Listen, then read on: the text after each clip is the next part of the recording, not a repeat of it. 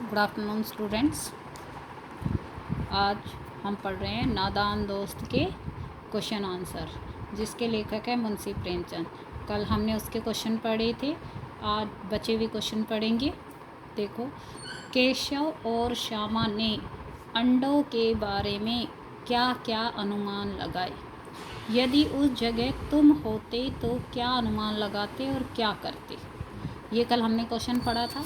अब इसके आगे देखिए, माँ के सोते ही केशव और श्यामा दोपहर में बाहर क्यों निकल आए।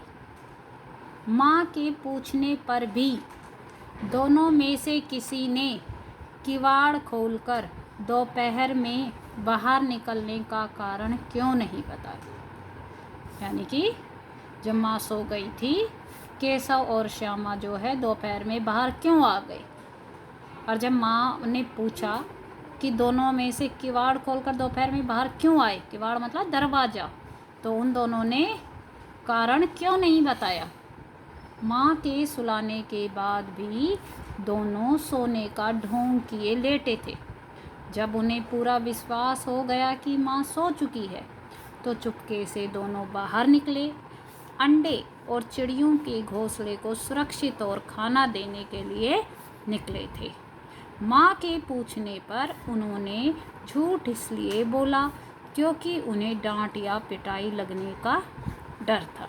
मतलब जब माँ सुलाने के बाद खुद सोने चली गई तो वो क्या कर रहे थे, सोने का नाटक कर रहे थे। और जब उन्हें पूरा यकीन हो गया कि माँ सो चुकी है, तो दोनों चुपचाप बाहर आ गए और अंडे और चिड़िए के घोंसले को सुरक्षित और खाना देने के लिए वो बाहर निकले थे। माँ ने उनसे पूछा तो उन्होंने झूठ इसलिए बोला क्योंकि उन्हें डर था कि उनकी पिटाई हो जाएगी या उन्हें डांट पड़ेगी। केशव कई दिनों तक कौन सी बात नहीं भूल पाया। केशव अपनी गलती के कारण चिड़िया के अंडे टूटने की बात को नहीं भूल पाया कि उसकी गलती के कारण चिड़िया के अंडे टूट गए।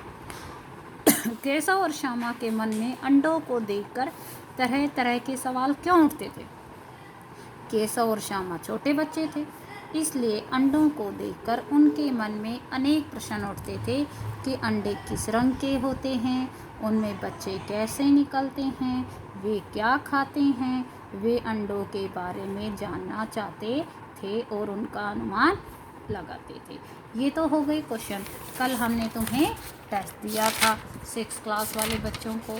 देखिए, पहले वाला में वर्णमाला लिखो, यानी कि हमें क्या लिखना था, स्वर और व्यंजन, ये पूरे लिखने थे।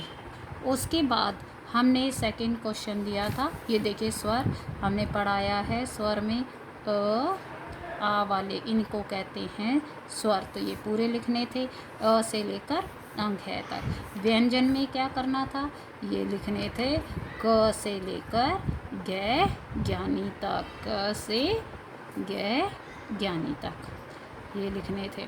उसके बाद इसमें फ़ोटो थी, देखो ये चित्र देखकर इन शब्दों को पूरा करना था। क म ल कमल, ये क्या है, लड़का, ल ड़ क आ लड़का। ये क्या है, पेड़, प ए की मात्रा ड पेड़। ये क्या है, बैग यानी थैला, थ आई की मात्रा ला थैला। अब देखो, पहला क्वेश्चन था कविता, वह चिड़िया जो कि रचयिता कौन है। मतलब जो वह चिड़िया पोयम है उसके पोएट कौन है। रचयिता मतलब पोएट। दूसरा क्वेश्चन था इस कविता में चिड़िया किस रंग की है, हमें उसका कलर बताना था। तीसरे में चिड़िया जिन चीज़ों से प्यार करती है उसमें से किसी एक का नाम बताओ। तो देखिए, पहला क्वेश्चन, इसका आंसर क्या था, वह चिड़िया जो कि पोएट कौन है, केदारनाथ अग्रवाल। दूसरा, इस कविता में चिड़िया किस रंग की है, हमने बार बार इस पोयम में पढ़ा कि नीले पंखों वाली मैं हूँ, यानी चिड़िया किस रंग की है, नीले रंग की। चिड़िया जिन चीज़ों से प्यार करती है उसमें से किसी एक का नाम बताओ। हमने पहरों में पढ़ा था, वो अन्न से प्यार करती है, नदी से प्यार करती है, जंगल से प्यार करती है। तो उनमें से हमें किसी एक चीज़ से का नाम लिखना था, तो इनमें से कोई सा भी हम लिख सकते थे।